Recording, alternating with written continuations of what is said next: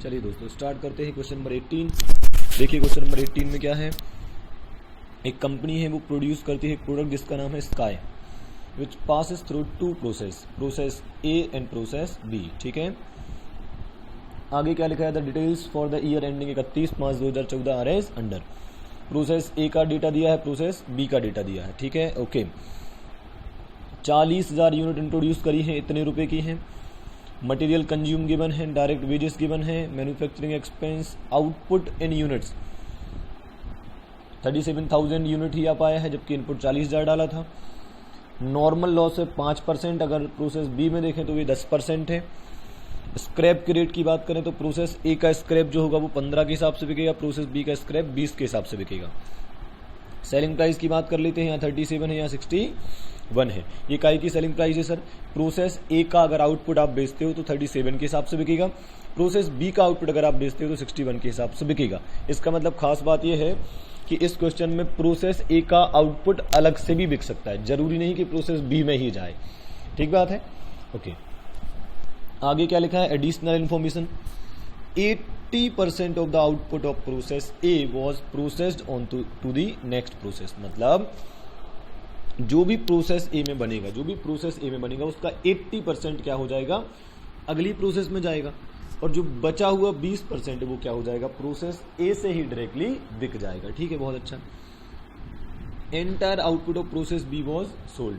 Process B का पूरा output क्या हो जाएगा, वो बिक जाएगा, मतलब पूरा 27,000 बेच दिया जाएगा। ठीक है, आगे क्या है, इनडायरेक्ट एक्सपेंस कितने दिए हैं, 4,48,080। सर इसका ये नहीं बताया कि ये कौन से प्रोसेस का है। तो देखो बेटा, जब भी अगर कोई खर्चा ऐसा गिवन है जो ना तो प्रोसेस ए का है ना बी का है और अलग से गिवन है, तो हम एक काम करेंगे, डायरेक्टली उसको P&L में चार्ज कर दिया करेंगे, उसको हम प्रोसेस ए या बी में नहीं डालेंगे। अगर मैं बोल भी दूं कि प्रोसेस ए और बी में चार्ज कर दूं, तो आप किस ग्राउंड पे करोगे, कैसे करोगे, कोई बांटने का बेसिस तो दिया नहीं है। हो सकता है वो कभी बोल दें कि चलो दोनों प्रोसेस के वेजेस के रेशियो में बांट दो, तो हम बांट भी देते, पर यहां तो कुछ ऐसा बोला नहीं। फिर क्या लिखा है, it is assumed that process A and process B are not responsibility centre. इसका मतलब ये होता है कि जो प्रोसेस ए और बी है ये रिस्पॉन्सिबिलिटी सेंटर नहीं है, मतलब प्रोसेस ए से सेल नहीं होगी। मतलब ऐसा समझो बेटा, जब अपन प्रोसेस ए अकाउंट बनाएंगे ना, तो प्रोसेस ए अकाउंट से जो कॉस्ट है वो चली जाएगी सीपीएल के डेबिट में, और सीपीएल के क्रेडिट साइड से बिक जाएगा, है ना। एक्चुअली क्या होता है, रिस्पॉन्सिबिलिटी सेंटर ऐसे होता है ना कि उसका काम होता है कि जैसे मान लो अपन ने एक ब्रांच खोली, ब्रांच में क्या कर दिया अपन ने कि खर्चा भी ब्रांच खुद करेगी और रेवेन्यू भी खुद लाएगी, तो एक तरीके का रिस्पॉन्सिबिलिटी सेंटर हो गया, है ना, जो दोनों काम कर रहा है, खर्चा भी कर रहा है और रेवेन्यू भी हमारे लिए ला के दे रहा है। इन्होंने कहा ये रेवेन्यू मतलब रिस्पॉन्सिबिलिटी सेंटर नहीं है, मतलब ये केवल कॉस्ट इनकर करते हैं, बेचते तो हम P&L से ही, है ना। ये बात आपको अभी कम समझ में आई होगी, अभी जब मैं क्वेश्चन को सॉल्व कराऊंगा तो आपको आराम से समझ में आ जाएगा कि इसका क्या मतलब है ना।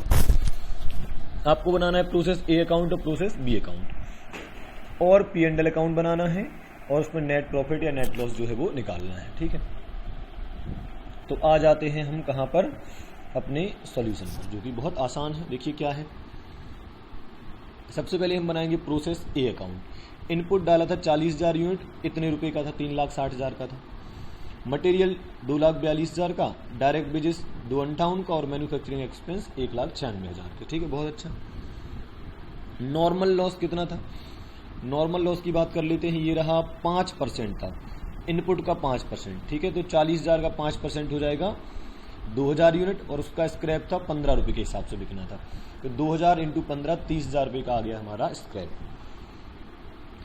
अब रही बात एबनॉर्मल लॉस की, और प्रोसेस बी में जो गया है वो, और P&L के नाम से कुछ लिखा है। अब आप ध्यान देना, ये तीनों आइटम ध्यान देने वाले हैं, ये तीनों आइटम ध्यान देने वाले हैं। क्यों सर, क्योंकि इन तीनों का वैल्यूएशन हम करते हैं, डायरेक्ट अमाउंट यहाँ पर नहीं लिखा जाता है, जैसे कि आपने नॉर्मल लॉस का लिखा 2,000 इंटू 15, ऐसा इन तीनों में नहीं होता है। इन तीनों का वैल्यूएशन जो है वो हमें अलग से करना पड़ता है। ठीक बात है, तो एक तो ये हो गई। दूसरी बात क्या है, आप देखो 29,600 यूनिट और 7400 यूनिट, अगर आप इन दोनों को ऐड करेंगे तो आप पाएंगे कि ये आएगा 37,000 यूनिट के बराबर। ठीक बात है, तो 37,000 यूनिट जो है वो आउटपुट है प्रोसेस ए का, लेकिन उसके हमने 2 हिस्से कर दिए। 2 हिस्से कैसे कर दिए, 80% जो है वो कहाँ ट्रांसफर हो रहा है, अगली प्रोसेस में जा रहा है, और जो 20% है उन्होंने कहा था वो क्या हो जाएगा, बिक जाएगा इसी वाले प्रोसेस से। तो उसको हमने नाम क्या दे दिया, प्रॉफिट एंड लॉस अकाउंट नाम दे दिया। जो यूनिट बिक रही है उसको क्या नाम दे दिया, प्रॉफिट एंड लॉस अकाउंट। ठीक है, अब सुनिए साहब, हमें इन 3 चीजों का क्या करना है, वैल्यूएशन करना है। कौन सी 3 चीजों का, एबनॉर्मल लॉस अकाउंट की 1000 यूनिट है, और प्रोसेस बी की यूनिट इतनी है, और P&L में जो है वो 7400। ये आया कहां से, आप आराम से निकाल सकते हैं। 40,000 यूनिट टोटल थी, तो 40,000 का 5% आया था 2,000 यूनिट, तो नॉर्मल लॉस की यूनिट आ गई। अब देखना, एबनॉर्मल लॉस हमें निकालना है, तो हम क्या करेंगे, 40,000 यूनिट टोटल थी, 2,000 का नॉर्मल लॉस, 37,000 बन गई, तो टोटल हो गई 39,000। तो 40,000 में 39,000 का हिसाब तो आ गया कि भाई 40,000 में से 2,000 का नॉर्मल लॉस और 37,000 की बन गई, तो 1,000 कहाँ गई, तो हमने कहा ये एबनॉर्मल लॉस हो गया, है ना। तो ऐसा करके हमें उनको दिखाना होता है। देखो प्रेजेंटेशन कितना बढ़िया करते हैं। तो यूनिट्स वाले कॉलम में तो कोई टेंशन नहीं है। अब हमें केवल क्या करना है, इन 3 चीज़ों का वैल्यूएशन करना है। ठीक है, चलिए आ जाते। कैसे करेंगे, कॉस्ट पर यूनिट हमेशा की तरह निकालेंगे। Cost per unit, total cost ये ले ली 1056 यहाँ से उठा ली, नॉर्मल लॉस का स्क्रैप 30,000 उठा लिया, टोटल यूनिट 40,000 उठा ली, नॉर्मल लॉस की यूनिट 2,000 घटा दी, तो ये रेट आया 27 रुपये पर यूनिट। इस 27 का हम क्या करेंगे, तीनों में मल्टीप्लाई कर देंगे। किन तीनों में, देखो आप ये तीनों का वैल्यूएशन सेम हो जाएगा। ठीक है, तो ये आ गया 27,000, ये आ गया 7,99,200, 1,99,800। आप देखिए टोटल मैच हो जाएगा। अब सर इसमें डिफिकल्ट क्या था, अधिकतर बच्चे जो गलती करते हैं बेटा, वो ये गलती होती है कि वो क्या करते हैं, वो यहाँ पर जो अपन देखें, कहाँ पर अपन बात करते हैं, हाँ ये वाला जो पॉइंट है, स्टार कैटेगरी पॉइंट यही है। बच्चे क्या करते हैं, 7,400 यूनिट बिकी है, तो बोले देखो बिकने का रेट क्या था, 37 था, तो बोले एक काम करो, जो 7400 यूनिट है उसको 37 से मल्टीप्लाई कर दो। बेटा हमें ऐसा नहीं करना है। आप देखो हमने कॉस्ट पर यूनिट से ही मल्टीप्लाई करा है। क्यों सर, अगर आप यहाँ 37 से मल्टीप्लाई कर दोगे तो क्या हो जाएगा, यहाँ पर अमाउंट बड़ा आएगा, फिर बड़ा अमाउंट आएगा तो पूरा क्रेडिट साइड बड़ा हो जाएगा और डेबिट साइड छोटा हो जाएगा, तो फिर क्या हो जाएगा, प्रोसेस अकाउंट के अंदर प्रॉफिट निकल के आ जाएगा। तो भाई साहब हम यही तो कहना चाहते हैं कि प्रोसेस अकाउंट में प्रॉफिट नहीं निकालना है, प्रोसेस अकाउंट में प्रॉफिट नहीं निकालना है। ठीक बात है, प्रॉफिट कहाँ निकलता है, उसके अलग से अकाउंट बनता है, प्रॉफिट एंड लॉस अकाउंट बनता है। तो देखो अब आपको याद आ रहा है, क्वेश्चन में कहा था कि रिस्पॉन्सिबिलिटी सेंटर नहीं है ये, मतलब हमारा काम रेवेन्यू जनरेट करना नहीं है।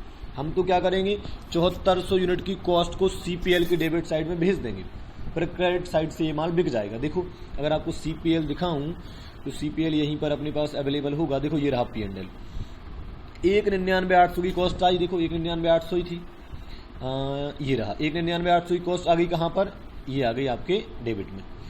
और क्या होगा, ये देखो यहाँ से 7400 यूनिट 37 रुपये के हिसाब से बिक गई, 2,73,800। तो अब देखना कॉस्ट 1,99,800 और सेल्स 2,73,800, तो कहीं ना कहीं इसका प्रॉफिट क्या हो जाएगा, इस P&L अकाउंट में निकल जाएगा। तो ध्यान रखो बेटा, कभी भी हमें प्रोसेस अकाउंट में प्रॉफिट नहीं निकालना है, ये एक रिस्पॉन्सिबिलिटी सेंटर नहीं होते हैं, यहाँ पर हमें केवल खर्चा ही लिखना है। ठीक है, और ऐसा करेंगे तो आपका दोनों साइड मैच भी हो जाएगा।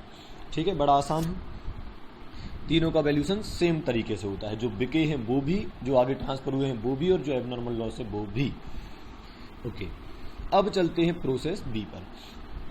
आसान है, कोई दम नहीं है। प्रोसेस बी अकाउंट की बात कर लेते हैं। सबसे पहले प्रोसेस ए अकाउंट से हमें क्या मिला, 29,600 यूनिट और 7,99,200 का अमाउंट। ध्यान दो 37,000 यूनिट हमें नहीं मिल पाई, जबकि प्रोसेस ए का आउटपुट 37,000 था, वो हमें पूरा नहीं मिल पाया क्योंकि 7400 यूनिट तो प्रोसेस ए अकाउंट से ही सेल हो गई थी, है ना। मटेरियल 225 का लगाया, डायरेक्ट वेजेस 1,90,000 की, मैन्युफैक्चरिंग एक्सपेंस 1,23,720 के। ठीक है, ये हो गया इतना। फिर यहाँ नॉर्मल लॉस की बात कर लेते हैं। नॉर्मल लॉस उन्होंने कितना बोला था, 10% बोला था। ठीक है, 10% हमेशा काय का लेना है, इनपुट का। तो इनपुट कहाँ गया, जो भी इनपुट था 29,600 था, उसका 10% आएगा 2,960 यूनिट, 20 रुपए के हिसाब से हो जाएगा 59,200 का अमाउंट। ठीक बात है, डन। तो इतना तो क्लियर हो गया। अब सर जो आउटपुट आया था इस प्रोसेस का, वो आया था 27,000 यूनिट। सर ये कहाँ से आया, ये गिवन है, देखो 27,000 यूनिट गिवन है। तो यार ये तो अजीब बात है, 29,600 में से 29,60 का तो आपका नॉर्मल लॉस हो गया, तो अब यूनिट तो कम बचनी थी, और यहाँ तो ज़्यादा बच रही है। कितनी बच रही है यहाँ पर तो बच रही है 27,000, मतलब कहीं ना कहीं गेन हुआ है। देख लो आप, 27,000 यूनिट और 2960, आप क्रेडिट साइड को जोड़कर देखो, ज़्यादा आ रहा है, जबकि इनपुट तो 29,600 का ही था, तो मतलब कहीं ना कहीं 360 का क्या है, एबनॉर्मल गेन है। आप तो सिंपल हमेशा कैसे निकालना, 29,600 का इनपुट डाला, उसमें से 2960 घटाओ, तो आउटपुट कितना आना चाहिए था, उससे ज़्यादा आ रहा है। देखो 27,000 आ रहा है, तो जितना ज़्यादा आ रहा है, जितना आना चाहिए था और जितना आ रहा है, तो कुछ ज़्यादा आ रहा है। अगर ज़्यादा आ रहा है तो मतलब वो क्या है, एबनॉर्मल गेन है। कितने यूनिट का एबनॉर्मल गेन है, 360 यूनिट का। तो सबसे पहले हमें यूनिट वाले कॉलम को खत्म कर देना है। डेबिट में 29,600 यूनिट था, क्रेडिट साइड में 2960 का नॉर्मल लॉस हुआ, और 27,000 की यूनिट बनकर बिक गई है, इसलिए P&L के नाम से लिखा है, ध्यान रखिए, है ना। अगर ये बिकी ना होती तो फिनिश गुड के नाम से लिखते हैं, है ना। तो 27,000 यूनिट आई, और जैसे ही हमने देखा कि यार क्रेडिट साइड का टोटल तो 29,960 हो रहा है, और जबकि डेबिट साइड में तो 29,600 ही दिया है, तो 360 का क्या हो जाएगा, एबनॉर्मल गेन। ठीक बात है। तो इसको आप ऐसे भी बोल सकते हो कि नॉर्मल लॉस होना था 2960 का, लेकिन नॉर्मल लॉस होना जितना था उससे कम हुआ, एक्चुअल लॉस कम ही हुआ है, तो 360 का लॉस नहीं हुआ, तो अपन ने उसको क्रेडिट मतलब डेबिट साइड में लिख दिया, तो कहीं ना कहीं नेट हो गया। 2960 क्रेडिट साइड, 360 डेबिट साइड, तो हकीकत में एक्चुअल लॉस मतलब 2600 यूनिट समथिंग हुआ है ना, 2600, 360, 2960। ठीक है, ओके, डन। अब अंतिम काम जो हमारा बचा है बेटा वो क्या है, हमें एक तो ये अमाउंट निकालना है और ये अमाउंट निकालना है। तो मतलब हमें एबनॉर्मल गेन और जो यूनिट आगे ट्रांसफर नहीं, सॉरी, जो बिक गई हैं उनका वैल्यूशन हमें करना है। तो इन 27,000 यूनिट का वैल्यूशन और इन 360 यूनिट का वैल्यूशन हमें करना है। वैल्यूशन का तरीका सेम जैसे हमेशा करते आए। सबसे पहले उठा लो टोटल कॉस्ट, कहाँ से आएगी, ये रही चारों अमाउंट। 17,280 तो अभी पता ही नहीं ना, तो ये तो उठा ही नहीं सकते, तो डेबिट साइड का पूरा उठा लिया। तो ये आ गया कितना, ये आ गया अपना 13,37,920। नॉर्मल लॉस का स्क्रैप घटा दिया, total unit minus normal loss की यूनिट, यूनिवर्सल फॉर्मूला हमेशा यही लगाना है। आ गया 48 रुपये पर यूनिट। अब कुछ नहीं करना, 48 से मल्टीप्लाई कर दो यहाँ, 48 से मल्टीप्लाई कर दो यहाँ, तो ये आ जाएगा 17,280, आ जाएगा 12,96,000। क्लियर है एकदम, कुछ भी नहीं है ना, बहुत आसानी से हो जाएगा ये तो हम प्रोसेस ए अकाउंट और प्रोसेस बी अकाउंट बना चुके हैं। अब हमें चलना है बहुत अच्छे कॉन्सेप्ट की तरफ, और वो क्या है, नॉर्मल लॉस और एबनॉर्मल लॉस अकाउंट वगैरह हमें बनाने हैं। ये रहा एबनॉर्मल लॉस अकाउंट और एबनॉर्मल गेन अकाउंट। ठीक बात है, ओके, चलो तो देख लेते हैं। पहले हम निपटाएंगे एबनॉर्मल लॉस अकाउंट को। एबनॉर्मल लॉस अकाउंट की बात करें तो देखो 1000 यूनिट का क्या हुआ है, अपन पहले डबल इफेक्ट दे देते हैं ना, डबल इफेक्ट दे देते हैं।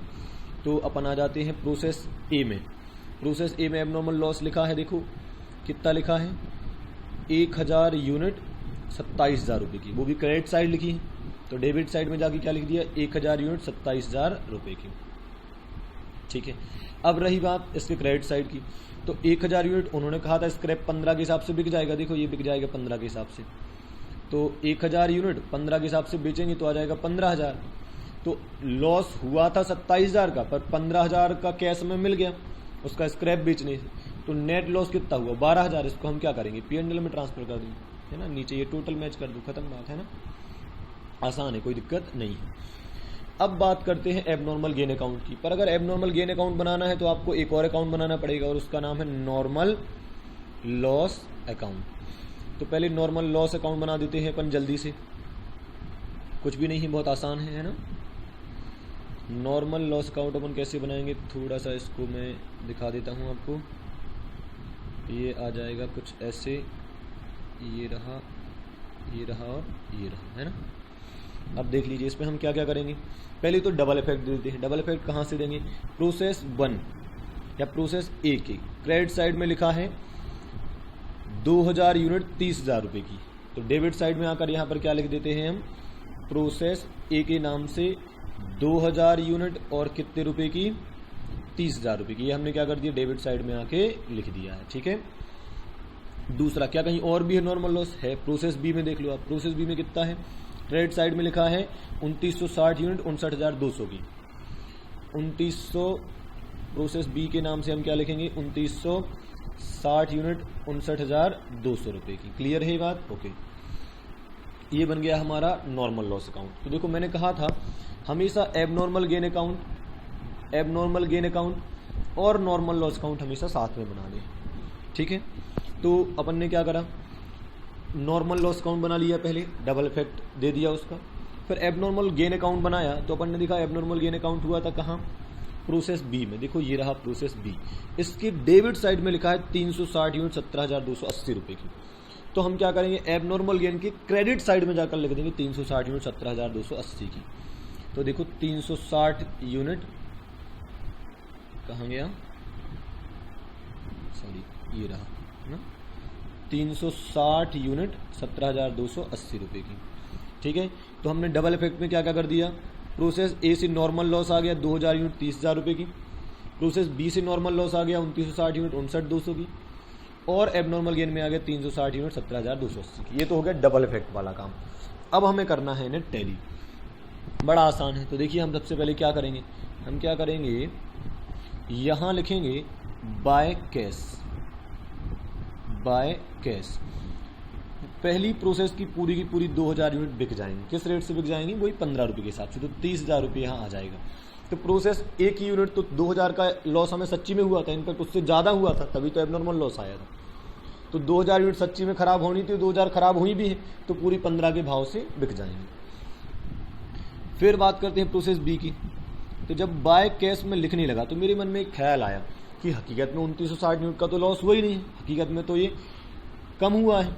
तो मैंने इसको क्या करा, 2960 के 2 टुकड़े करके लिख दिए। यहाँ लिख दिया बाय एबनॉर्मल गेन, और मैंने यहाँ लिख दिया कि यहाँ पर यूनिट आ जाएंगी आपकी कितनी, 360 यूनिट का एबनॉर्मल गेन हुआ है, और 2600 यूनिट जो है उनका नॉर्मल, मतलब जो लॉस होना चाहिए था वो लॉस हुआ है। तो इनको बाइफरकेट करके लिख दिया मैंने। तो अब देखो 2960 का लॉस होना था, लेकिन लॉस हुआ केवल 2600 यूनिट का। क्यों हुआ सर ऐसा, क्योंकि 360 एक्स्ट्रा बढ़ गई, एबनॉर्मल गेन हो गया। तो 2600 यूनिट तो खराब वाली यूनिट है, सच्ची में इतने का लॉस तो हुआ ही है, तो इसको तो हम बेच देंगे। किस रेट से, 20 रुपये के हिसाब से। तो 2600 इंटू 20 मेरे हिसाब से 52,000 आना चाहिए, है ना, तो ये आ जाएगा, ठीक बात है। और जो 360 यूनिट है इंटू 20 करेंगे तो आ जाएगा 7200, ठीक बात है। आपने ध्यान दिया मैंने मल्टीप्लाई करा है, कैसे, दोनों जगह स्क्रैप के रेट से ही मैंने मल्टीप्लाई करा है। जब आप यहाँ टोटल करेंगे तो ये मैच हो जाएगा। ऐसा करने का फायदा क्या है, फायदा ये है बेटा कि अब ये जो आपने एबनॉर्मल गेन लिखा है यहाँ पर 360 यूनिट 7200 का, इसका दूसरा इफेक्ट कहाँ जाएगा, देखो ये आ गया नॉर्मल लॉस अकाउंट के नाम से 360 यूनिट 7200 रुपये की। ऐसा करने से फायदा क्या हुआ, फायदा ये हुआ कि अब हम पता है इसको कैसे रीड करेंगे। हम कहेंगे देखो 17,280 का फायदा हुआ है, 17,280 का फायदा हुआ है, लेकिन हकीकत में अगर ऐसा नहीं भी होता, अगर ये 360 का नॉर्मल लॉस हो भी जाता तो भी 7200 रुपये तो मिल रहे ही थे ना। तो 7200 रुपये तो अगर कुछ ना भी होता, अगर ये फायदा, ये एबनॉर्मल गेन ना भी होता तो भी हमें मिल रही थी। उल्टा ये फायदा हुआ तो अब बॉडी मिलेगा। भाई सीधी सी बात है, अगर खराब यूनिट 7200 रुपये में बेची जा सकती थी, ठीक बात है, तो मतलब 7200 रुपये तो मुझे मिल रही थी। अब यहाँ पर हो गया 17,280 का फायदा, तो 17,280 मिले, लेकिन 7200 अब नहीं मिलेंगे। तो हकीकत में जो फायदा हुआ नेट वो हुआ 10,080 का, ठीक बात है। तो ये चला जाएगा हमारा P&L में। तो जैसे हम एबनॉर्मल लॉस अकाउंट में नेट लॉस ही CPL में ट्रांसफर करते हैं, वैसे ही एबनॉर्मल गेन अकाउंट में भी हम केवल नेट गेन ही ट्रांसफर करते हैं। जब तक आप इसे खुद बनाकर नहीं देखेंगे, खुद महसूस कर नहीं देखेंगे, आपको ये समझ में नहीं आएगा, ठीक है। अब बढ़ते हैं इस क्वेश्चन में। और क्या पूछा गया था, इस क्वेश्चन में पूछा गया था P&L बनाने से आपकी अंडरस्टैंडिंग और बढ़ जाएगी। अच्छा, नॉर्मल लॉस अकाउंट उन्होंने यहाँ बनाया था, ठीक है। तो इन्होंने नॉर्मल लॉस अकाउंट में क्या करा था, अच्छा हाँ, इन्होंने दोनों अमाउंट को मिलाकर लिख दिया है बाय बैंक, ऐसा करके है, अपन ने अलग अलग लिखा है, कोई इशू नहीं है उससे। चलो अपन देख लेते हैं P&L की बात कर लेते हैं अपन। P&L में देखो क्या है,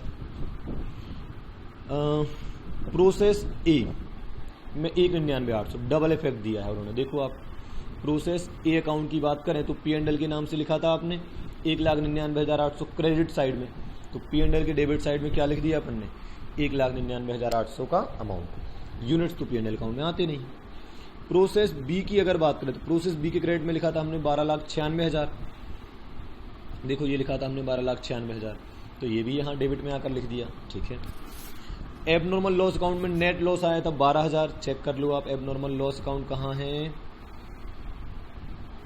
ये रहा आपका एबनॉर्मल लॉस अकाउंट, कितना 12,000, ये भी हमने लिख दिया है ना, ठीक है, बहुत अच्छा है। अब हम देख लेते हैं कहाँ पर आ जाते हैं, हाँ, फिर इनडायरेक्ट एक्सपेंस अलग से जो दिए थे वो हमने डेबिट साइड में लिख दिए।